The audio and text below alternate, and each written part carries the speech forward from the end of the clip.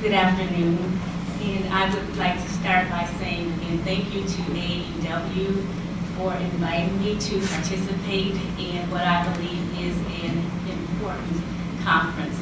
I am a former member of AAUW Detroit. I lived in Detroit for 7 years and had to move to Grand Rapids, Michigan for family matters.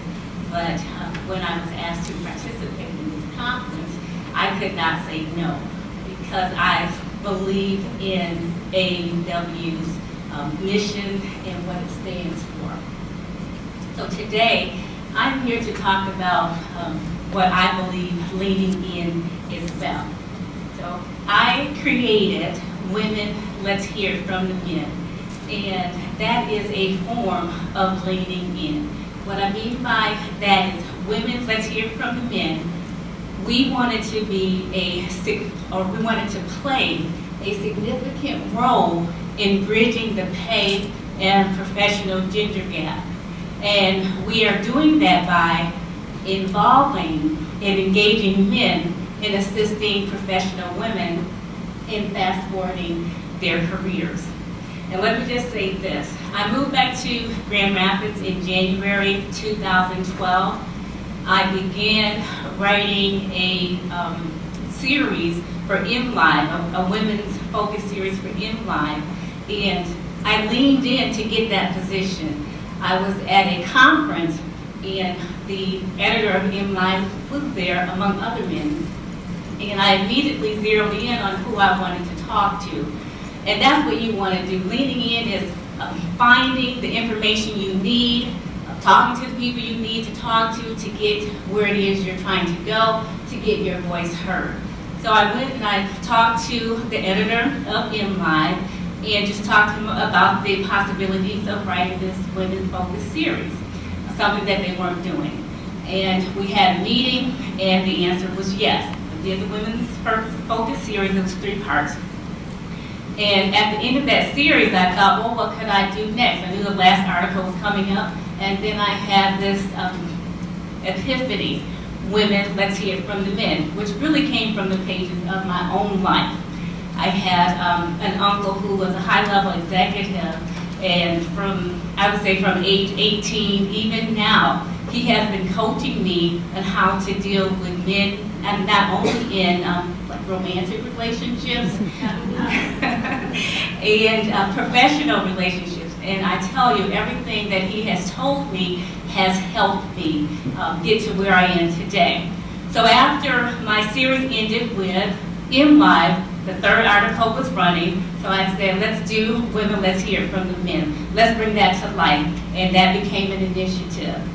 Our first conference was Women Let's Hear From the Men, Leadership Strategies from the Businessman's Playbook. So what I did was convened a group of high-level executives, and I asked them to open their professional playbooks to us and to let us know how they think and operate in business. The topics that we selected were based on scholarly research. We looked at self-promotion and negotiation. Those were the 2 main topics.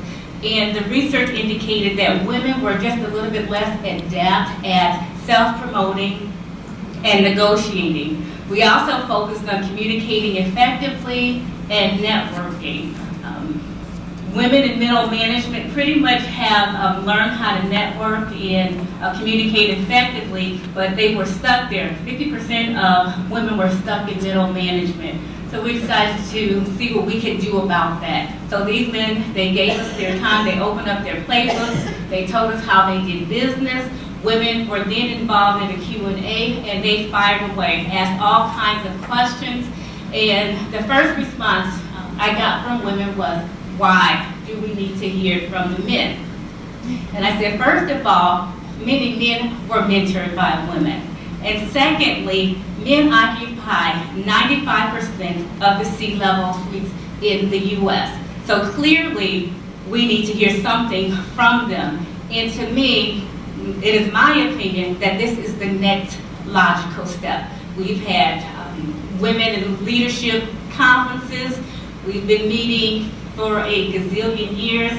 And please forgive me if I'm hoping I don't sound cold, but we have done a lot thus far as women. And I think to move that needle a little bit faster, we had to engage men in this process. So when I talked to these high-level executive men, they did not understand the enormity of the problem. They did not understand the barriers that women face. So when I explained that to them, they said, what can we do to help? And I said, okay, I need you to be a part of Women Let's Hear from the Men. And they simply said yes. So in the space of 6 months, I convened this group of 4 men, and actually it only took me a week to get these 4 men together. They all pulled out their calendars and they said yes. And moving forward, that was last year. We just had our 2nd annual event, and this one was Women Let's Hear from the Men, Leadership Strategies from the Businessman's Playbook. And we focused on leadership because that just seemed like the next logical step. We'd already talked about self-promotion, negotiating, communicating effectively, and networking.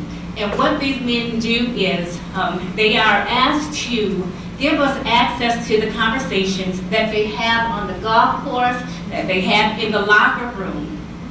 Those are conversations that we generally don't get access to. So when they're sitting, telling us about how they do business, it is as if they are communicating to a group of males. And so women get the opportunity again to gain greater insight as to how they think and operate in business.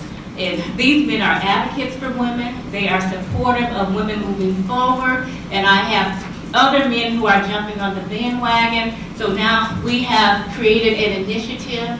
I received a proclamation from the mayor of the city who attests to how this work is, 1, is innovative, and 2, it is moving the needle, at least in Grand Rapids, since we haven't traveled it around.